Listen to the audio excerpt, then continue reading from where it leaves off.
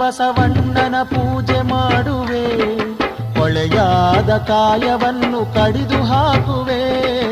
ಇಳೆಗಾವಿ ಬಸವಣ್ಣನ ಪೂಜೆ ಮಾಡುವೆ, ಹೊಳೆಯಾದ ಕಾಯವನ್ನು ಕಡಿದು ಹಾಕುವೆ. ಬಸವೇಶ್ವರ ತಂದೆ ಬಸವೇಶ್ವರ, ಬಸವೇಶ್ವರ ತಂದೆ ಬಸವೇಶ್ವರ.